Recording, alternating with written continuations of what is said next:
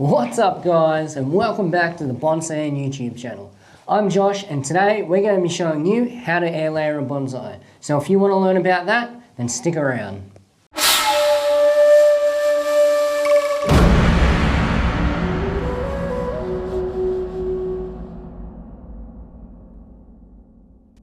Alright, so as mentioned in the intro, today we're going to be learning how to air layer bonsai material. We're also going to be showing you a really handy tool in this video which will actually make the process so much faster than what we're used to, so stick around if you want to see that. But basically what we've got here is just a Seiju elm, okay? This is just nursery stock. And when we're talking about air layering, there's usually two main reasons anyway, why we would want to air layer a tree. So something like this, we might want to air layer to get more material off it, okay? So we can multiply the tree. So we go from one tree and, we can air layer these two top branches up here, and then we have another two extra trees from this one piece of stock. And then as we continue growing the tree, we can do that basically every season and multiply our stock. So that's good for, places like us here at Bonsai-En, where we have a nursery and we want to have more stock available for people to buy. Then we can take air layers off trees like this.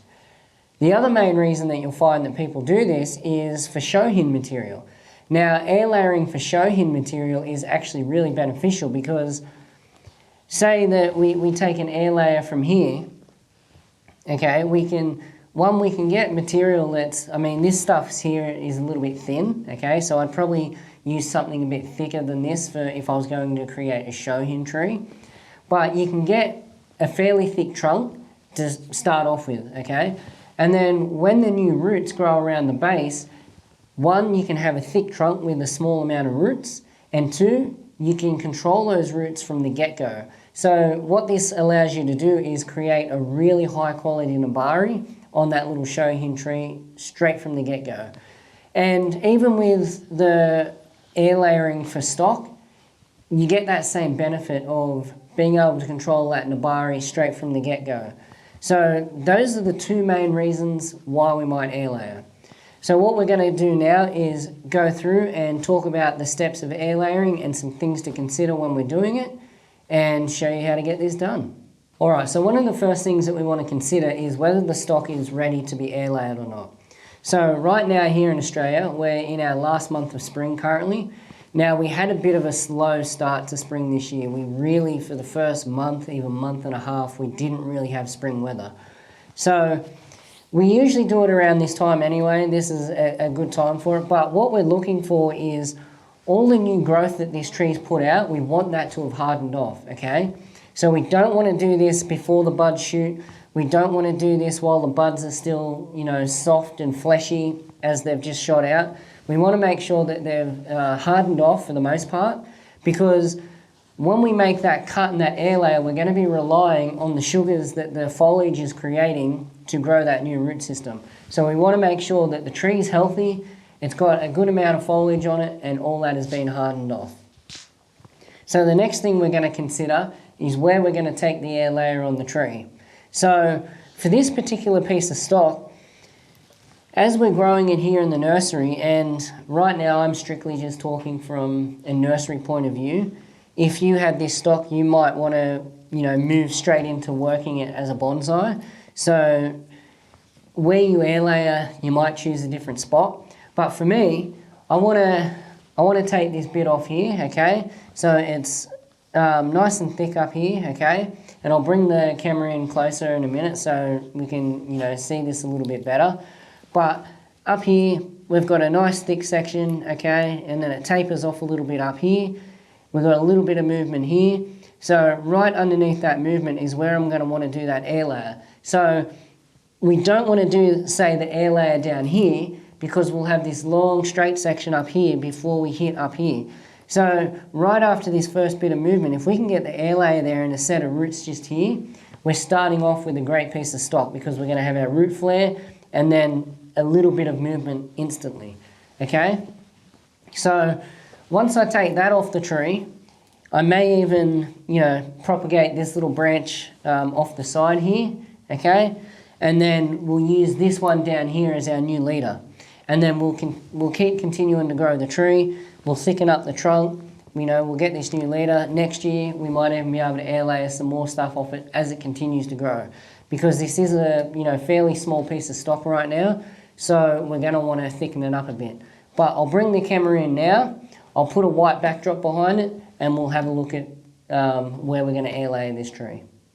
All right, we're in nice and close now on the part that we want to air layer.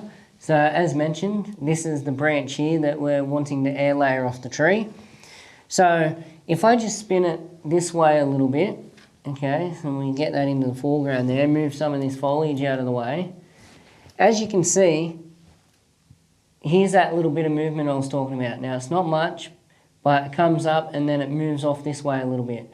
So right under this, just here, is where we'd like to air layer. That way if we get our roots to come out here, we come up and then we've got a bit of movement straight away. And then as you can see, we've got this branch up here that we can use as a new leader if we wanted to, and we get quite a fair bit of movement in our new little tree just here. So that's going to be the perfect location for this. So that's roughly going to be about here, okay? So what we're going to want to do is, first of all, we're going to want to ring bark this section. Now, I'm going to show you that tool, so I'll just quickly move the tree out of the way here. And this is the tool just here, okay? So this is an air layering tool from Japan, okay? We stock these here at Bonsai-En.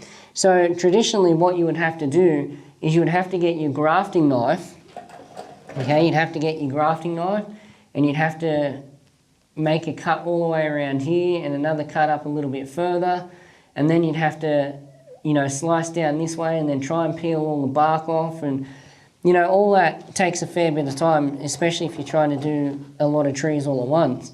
Where with these air layering scissors, so you can see that there's some teeth in there, but also what you've got is, and you'll have to forgive mine because they're a bit dirty because these do get used a lot, but you can see that we've got a blade along here and then the same on the other side here, and then if you turn the air layering scissors over, you've got the blades on the other side as well. So they do the cuts for you, and then while you're doing the cuts, inside here, there's teeth. And those teeth will actually take the bark off for you. So it makes your air layering job quite a lot easier. And as you can see, you can adjust them, so you can do smaller branching, or you can adjust them out, and you can do larger branching. So, what we're going to do is pick our spot. Now with this one, we've been pretty lucky that there's actually nothing here, okay? So if you've got little branches and shoots and all that kind of stuff all around here, you might want to cut them off and take care of them before you start doing the air layer. So I'm going to move this into a better position here where we can see it. All right, so I'm actually going to set my air layer scissors to the smaller setting because this is quite a smaller tree. And then all we've got to do is put our scissors on, like so, and then give them a bit of a squeeze, and then start turning. Now this branch here is a little bit in the way, but that's all right. We can move that out of the way for a sec. All right, and we go around. And then we can come back. Now, as you can see, the scissors have given us a perfect cut the whole way around. Okay, so we've cut up here. Now, normally when you're air layering, if you're doing it with a knife, like a grafting knife, or a box cutter, whatever you might be doing it with, this is what you want to achieve, okay? So you want to do a cut up around the top, a cut around the bottom, okay? And then you want to make sure that none of your cambium in here is joining. That's what we call bridging, okay? And if any of the cambium layer is joined from this bit to this bit, then the branch can actually still survive and it won't want to shoot the roots out of here, okay? So you need to make sure that that's all taken care of. What I like to do is just chuck my scissors on and just give it an extra little bit, just to be sure. All right. And that's basically our cut done. So the next thing that we're going to want to do is, not all people do this, but I find it good practice. I get my rooting hormone, okay? So this is the one that we use here at Bonsai-En. We do sell this if you need some rooting gel. So I'll just get some of that rooting gel and put it around that cut site. Okay, this just increases our chances of getting it to root. You can do it without this, but I really suggest that if you want a higher success rate, that you grab yourself some rooting gel. So that's just that there. So the next thing that we're going to want to do now is just quickly prepare our sphagnum moss to go around here. So I'll change the camera angle and we'll show you how to do that. Alright, so what we're going to do now is prepare our sphagnum moss to go over our air layer. So what I just use is plastic wrap, okay? So people can use like sandwich wrap or that kind of stuff, but this is the plastic wrap that we actually have in the shipping room here at Bonsai-En. So depending on the size of your air layer will depend on how much plastic you need. Our air layer there is not super thick, okay? So we're just going to use a little bit. So I'll just get my scissors here and get that cut. Right, so now we've got our little piece of plastic. So the next thing we want to do is get our sphagnum moss. Now, I've got mine already prepared. Let me just get this other stuff out of the way. Now, I get sphagnum moss and I grind it up with my sieve. I get the larger screen in the sieve and run the sphagnum moss through that, and that's how you get this fine ground sphagnum moss. So what we're going to do is we want to get, once again, it depends on how thick the air layer is. The air layer on this tree is not super thick, so a good handful like that will probably do us. So the next thing we're going to do is we're going to get our bucket of water, okay? Then we're going to put our sphagnum moss in, and we're just going to squeeze all the air out of it, okay? And then squeeze out any excess moisture from it. Now, when you're air layering, quite a few trees at once, you will get excess sphagnum moss floating around in your bucket like that. But all you got to do is just chase it round with your hand and then gently pull it up. But that should be enough for us there, so we'll move this out of the way. And then what we want to do is just get this and break it up a little bit evenly. There we go, lay that out there like that, because if you can imagine our trunk's going to go in the middle there and we're going to fold that over. Now, I like to put a little bit of extra sphagnum moss in there. I like to make my layer a little bit thicker, just because once the roots start to grow into this, they're going to start supporting the foliage above the roots. So we don't want to take the air layer straight off the tree as soon as we see roots. We want to keep it on there for a little bit. So what we want to do is allow a little extra space for new roots to grow in and actually fill up that sphagnum moss that you got there so it can support the tree. So now that we've got our sphagnum moss prepared, I'll bring the camera back out and we'll have a look at applying this to the tree. Alright, so we're back to our tree here with our cut. Okay, we've applied our rooting hormone, now we've prepared our sphagnum moss, now we have to apply it to the tree. So I actually end up cutting that back branch off just so we can see a little bit clearer and so I can get my hands in there better so I'm not obstructing your view of this next part. Now this next part is one of the trickier parts of air layering, is actually getting your sphagnum onto the tree and getting it nice and tight without kind of spilling anything. So basically what we want to do is just with both hands bring it up, okay? And if your tree's straight up and down like you're doing a vertical branch like this one, try and cup your hands underneath it so you don't lose too much of your sphagnum. But what you want to do is have one side shorter and one side longer. That way you can kind of wrap the shorter side around first and then bring the longer side around after, okay? So next thing you want to do is just make sure that you get all that sphagnum around there kind of evenly, okay?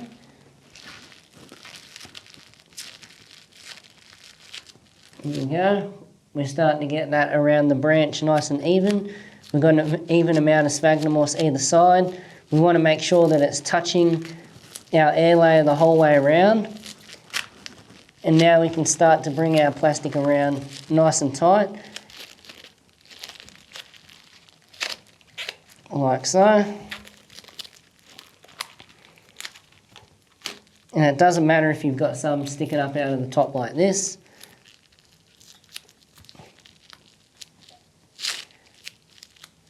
Alright, so now we've got our plastic there holding.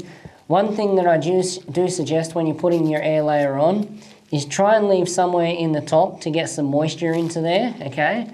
Because you don't want the sphagnum moss completely drying out, and also leave somewhere underneath where it can drain out, okay? Because much like a bonsai pot, once this starts growing roots, you don't want it to get root rot on those new roots, okay? So just leave a bit of space there. Now, I'll just quickly move this tree to the side for a second. What I'm going to do is just get my aluminium foil, okay? And what I do is I just get a bit out this way, okay, and break it off. But what I'll actually do is I'll get this and fold it in half. Now, with your aluminium foil, you've got a really shiny side and you got more of a matte side. So we want the matte side to be facing out. If we have the shiny side facing on the outside, it'll actually reflect the sun off onto all the foliage around the tree. So you don't want to do that. So what I usually do is I make it twice as wide as what the air layer is, and then I fold it over in half with the matte side facing out. Now what that does is just strengthens up your aluminium foil a little bit because it's not the strongest thing in the world. So now we can bring our tree back in here. Okay, we've got our air layer. Now what we want to do is just put our aluminium foil around this. Now what the aluminium foil does is creates darkness around the air layer, okay? Because we know that to encourage roots to grow, we need oxygen, we need warmth, and we need darkness. So the alfoil just kind of provides that darkness, and also it helps keep your air layer on. So up the top, I like to just give it a squeeze and a bit of a twist, okay? And that helps lock it in. And then down the bottom, same thing. Give it a squeeze and a bit of a twist, and now your air layer is held on there. So this is actually a completed air layer now. All right, so that's our air layer done. It's on our tree now. So we just keep that on there. Now, the time that the tree takes to shoot new roots kind of varies, okay? So it varies from species to species, and it also varies from environment to environment and health of the tree and all those kind of variables that we have in bonsai. So every now and then you can just undo the aluminium foil and just check. Sometimes too you can actually feel, so right now it's quite soft all the way around. Once you start getting roots in there, you'll actually start to feel those hard lumps where the roots are. But you can just peel off the aluminium foil and just check every couple of weeks just to see when the roots are in there. Now you do want to keep the air layer on the tree for some time after the roots have formed. We don't want to just take it straight off the tree. So leave them on there until you really fill up this whole thing full of roots and it's getting really tight in there. And then you can take it off. Okay, so once again, that'll all just be species dependent. Now, like mentioned before, the tool that I was using, the air layering scissors, you can get them from our online store. I'll leave a link to that down in the description below if you want to get yourself a set of those. If you're doing a lot of air layers, they really do save a lot of time, and we do ship internationally. So head on over there and grab yourself a set of those. Don't forget to like, share and subscribe to this channel, okay? So we can keep releasing more informative videos like this. And also, I'll leave a link down in the description below to our online courses. We have the beginner's course, and we also have our brand new repotting course, where we take you through everything to do with bonsai potting, including the types of pots that we might use, from nursery containers to wooden boxes to flats, all those kind of things. We show you how to slip pot, we show you how to pot up into refinement, we show you how to repot a tree, all with whiteboard lessons, demonstrations. So definitely go over and check that out. It is super affordable for everybody. You'll actually be surprised at how cheap it is. There's 5 hours of footage on there, so go over and check it out. But until next time, enjoy your bonsai journey.